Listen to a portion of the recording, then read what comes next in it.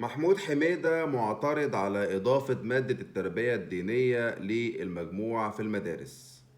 تعال أقولك إيه اللي حصل.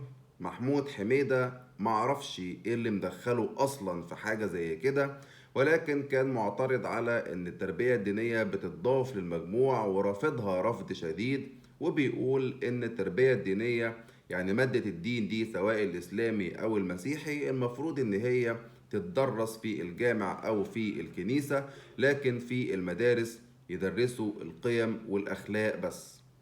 معرفش قيم واخلاق ايه يا محمود يا حميدة اللي هيدرسوها في المدارس من غير الدين؟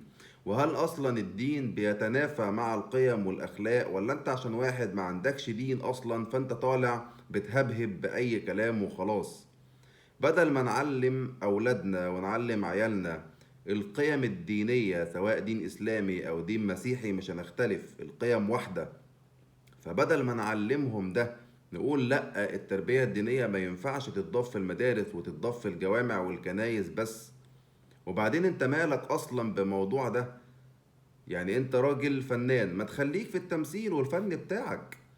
انت ليه حودت في حتة تانية؟ فين وزير التربية والتعليم من التصريح الغريب من نوعه ده؟ اول مرة اشوف واحد طالع بيتكلم ان التربية الدينية ما تتضافش في المدارس اصلا.